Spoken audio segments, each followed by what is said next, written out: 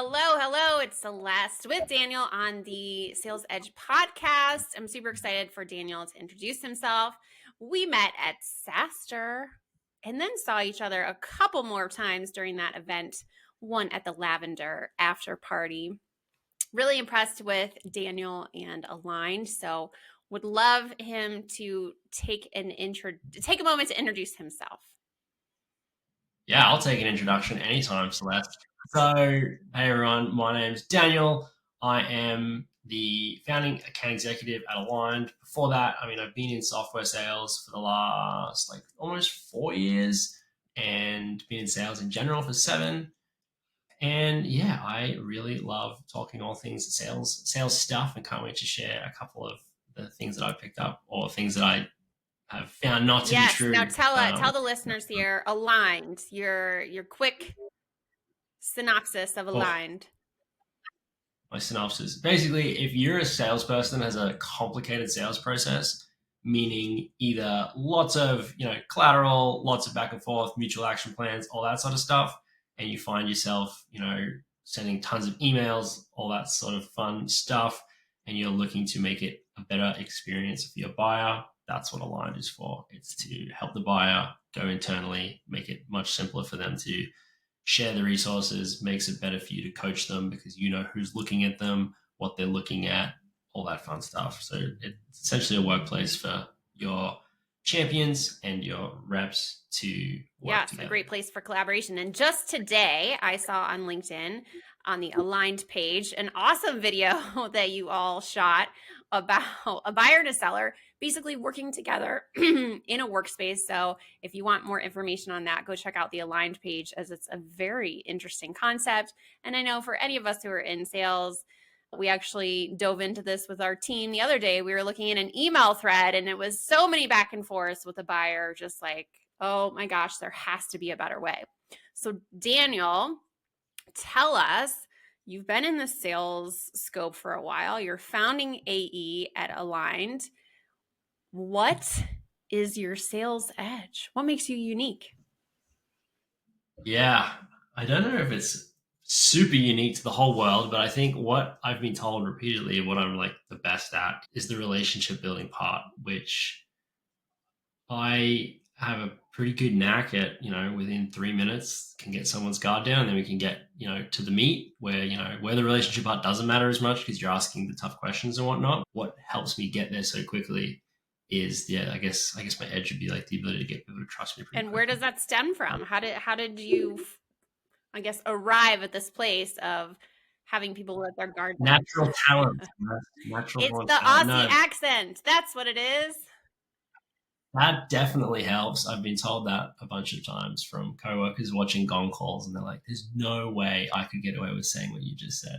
So it's definitely, having an accent has helped. But I'm the eldest of 6. I grew up.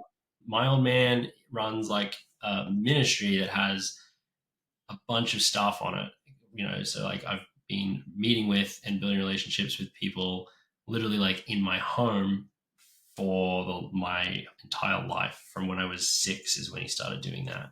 So I think that's what that would be where it comes from, meeting people.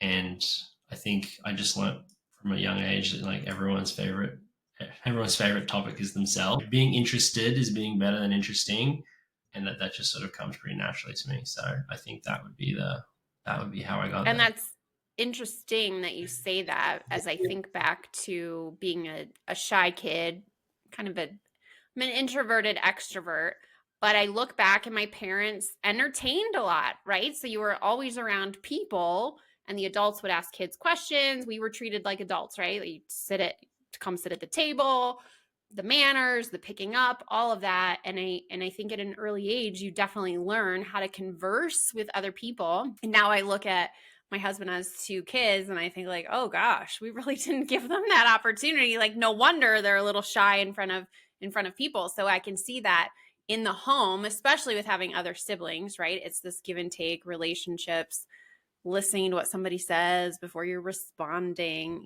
What a cool foundation that has helped you now in the sales career. Yeah, it's really interesting you say that. So there's a local family that they have 6 girls, 3 of them watch my kids, babysitting. And I remember talking to their mum and being like, every single one of your children like looks me in the eye, holds a conversation, like this is really impressive and whatever. And I was telling my own mother this just on like a FaceTime, and she just started laughing. And she's like, I was like, what? She's like, every single person used to say that about you kids to us. And I was like,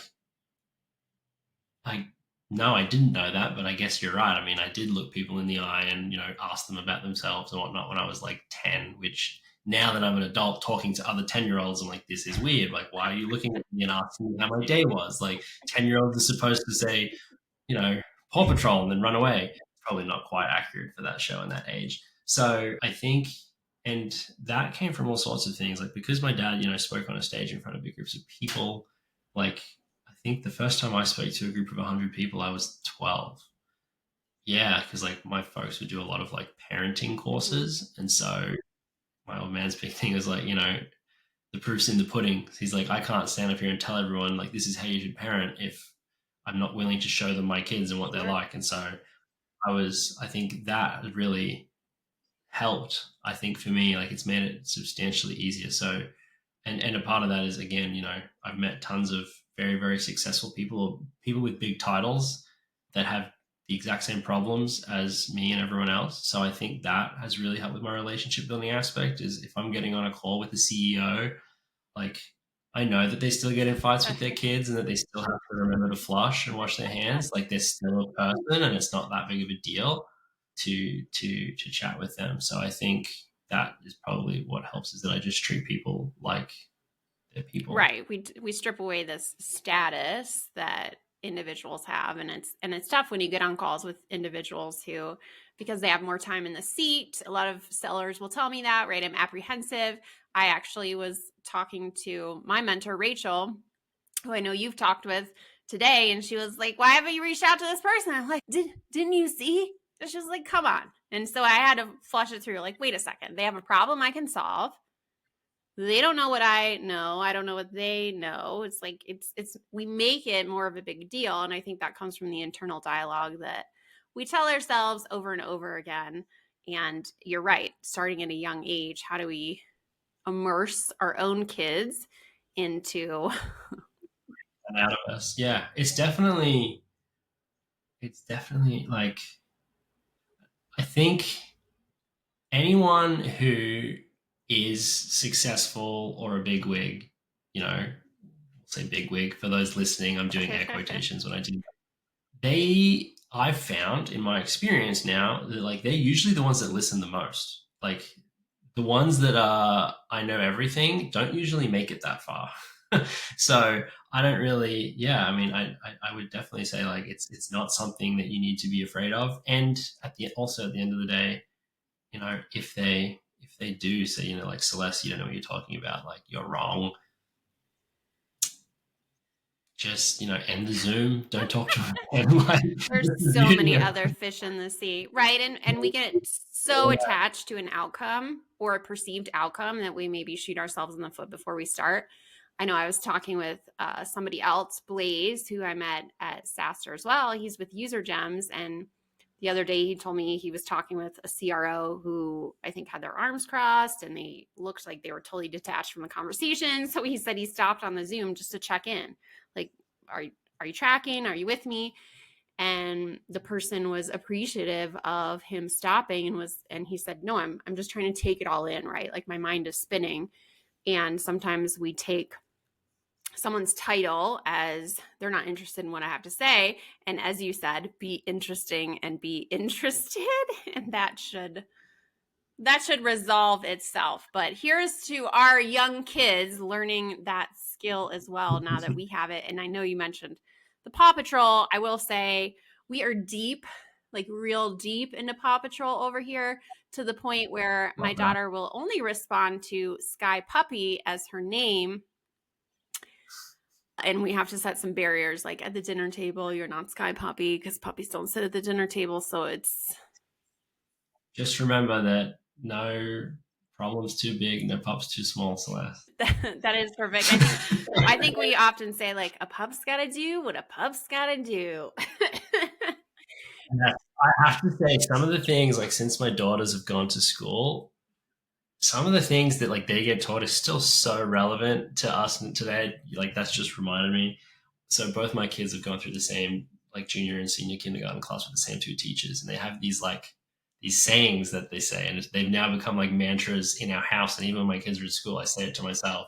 And one of them is "No big deal, banana peel," and it's so like what we were talking about. If someone like says like, if someone hangs up on you angrily from a cold call, or if you have like a bad meeting, or if you don't close a deal or whatever, I just like, I'm like, what would I say to Yeah. my kid if Yeah. if they had something Yeah. unfortunate happen, and it's no big deal, banana peel is a big I one. love that. We're Um, in the I need space. That's what she tells me. So I know that's coming from she's in pre-K from school. I'm like, I didn't teach her she needs space, but she's constantly telling me she needs space. Like, all right, all right.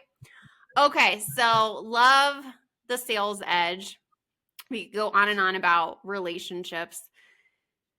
Oftentimes when you're in sales, you've been in sales a while. It's not like this is your first rodeo. Obviously, you were recruited to be the first AE at Aligned. Oftentimes we're given some like sales advice that you got to take it with a grain of salt, or we hear something and it becomes this like myth. Is it true? Is it not? Do we believe it? Tell me, what is a sales myth you want to bust, break, or share with us that the listeners might not know? oh, I don't know if the listeners might not know, but one thing that I want to really bust is like taking all advice at face value. Like it could even be like I've had examples of a sales leader at my own org, this is at a previous company, gave advice of like, you should have asked more here and you should have done more discovery diving into this. And I'm like, well, if you hit play instead of pausing, that's what I end up. So like taking like there's a phrase that I learned from again My my my folks. my preschooler. No, this is from my parents, and it was well. There's sort of two phrases. My mum would always say, "Don't throw the baby out with the bathwater," meaning like, which is a really weird saying when you try to break it down. But basically, like, throw out the dirty bathwater, but keep the clean child. Or more, what my dad would say is, eat the meat, spit out the bones. So, like, when it comes to advice in the sales world, context and who's it coming from, who do they sell to, because that's a big one that I see a lot. I mean, especially on like the LinkedIn world, someone will be like, this is how I close 85% of my deals, and then everyone's like, oh my gosh, this is amazing. And it's like, okay, who are they selling to? Because if I'm selling to sales leaders and I have a 90% open rate in emails, that is like that's good. That's like, if you have less than a 70% open rate selling to salespeople, you have a massive problem like on the technological side of landing in spam. Whereas if you're getting 40% open rate selling to like CISO and CTOs, like that makes a heck of a lot more sense because those people don't live in their email. They're not talking to external organizations. They are internal. They're using Slack, they're using Confluence, they're using, all those other things. So if you're selling to, X persona and someone's giving you advice based on their experience selling to Y persona, you should probably ignore it. Because they don't know who, like, sales is, sales is helping someone make a purchase. I don't think that, yeah, all that fun advice on, And there's always. no one way, right? A Yeah, quick I definitely, a, actually, what I would love to dive in is I was having this conversation with the CRO of Ample Market, and I personally, like, I think, and the more I'm in sales, the more I believe this to be true, is that like not everyone can sell to everyone else.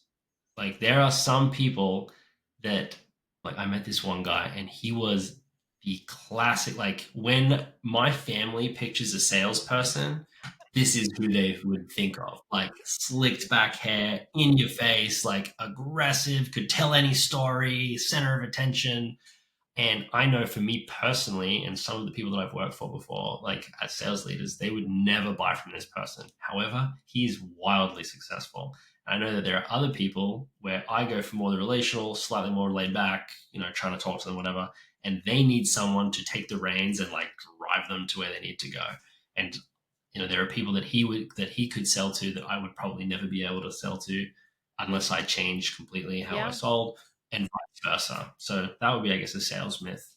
That can be the one that we And land it's on. and It'd it's be like the knowing salesman don't that, want to. right? And especially as a team grows as a sales leader, I think it's nice to have individuals who fit a puzzle piece. Like I very early on when I was in sales, I'll use quotation marks. It was a lot of inbound. So it was like reactive sales.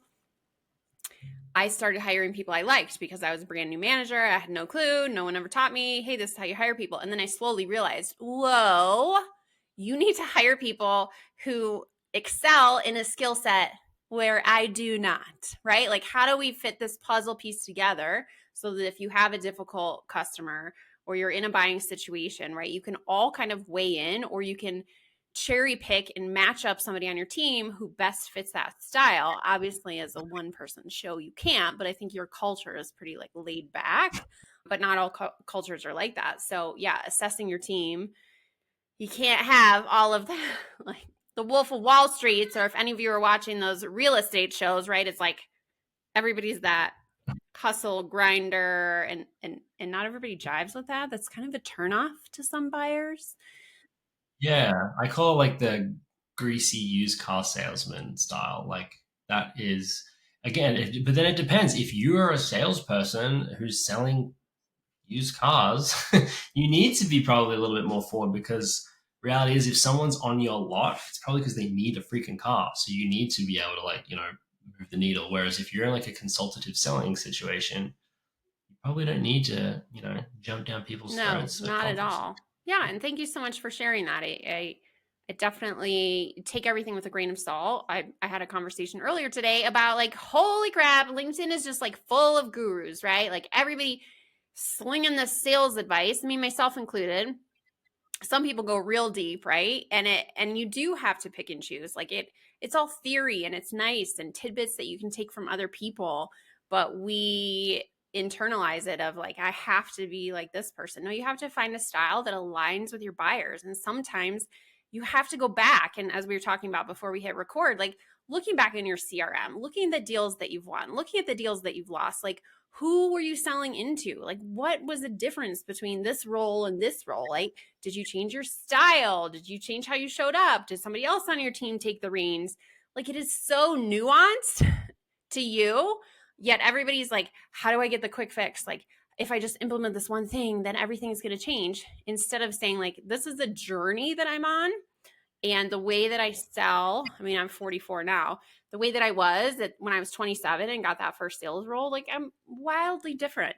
And I'm sure as you look back on your sales flubs and your wins and your opportunities, you can say the same thing about yourself.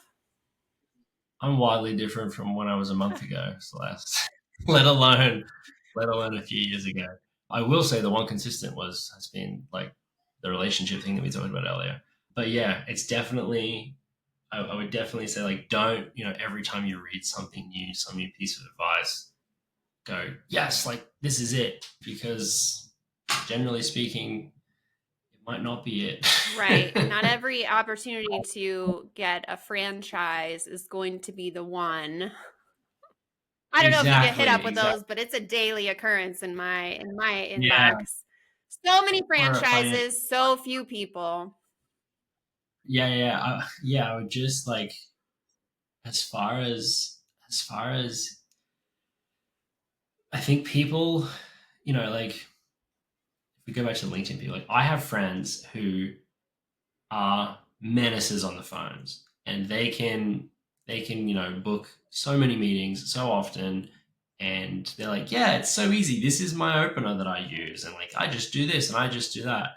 And then people go, okay, I'll use that opener too, and then they'll go and try and do it, but they haven't put in the 10,000 hours of reps to get to that nuanced place of like, oh, I need to use this objection handling situation here, or that's not actually a real objection, this isn't, or you know what, this person isn't actually interested, let's just like hang up and go next. Like, and so reading a post or listening to one podcast and being like, I'm going to change my whole sales strategy around this, just probably isn't a good idea. No. And as the pups say, a pup's got to do what a pup's got to do. So That is the advice to you all out there, right? You do, as we say in this household, I tell my husband all the time, I'm like, why do I, bro? Why do I? You do you. You do. Yeah. Because he's an endurance athlete, so he's constantly talking about his workout schedule and like all the projects around the house. I'm like, you do you, huh? I don't, whatever, like whatever you gotta do. And it's so applicable to sales, right? It's just honing, it's putting in those dirty reps like we would at the gym on the snowboard. You're not gonna strap on those boots or whatever you call them and go down the hill the first time and crush it. No, you're going to fall a whole bunch of times, and year after year, you're going to get better and you're going to get better and you're going to get better. So appreciate all of your insights and wisdom, Daniel. Check out Aligned. Definitely a cool team. The marketing is pretty legit too. And I think that your team is putting out some amazing content that's like real, right? So We do our best. We try to look at, what do people want to hear rather than just look at our tool. and entertaining. Yes. So Yes, edutainment is the name of the edutainment. game. Yes. So check out Daniel, connect with him because again, he's a well-connected guy. So if you connect with him, he's probably going to pay it forward and connect to you elsewhere. So appreciate your time, Daniel. I will go ahead and end this. Thank you, listeners.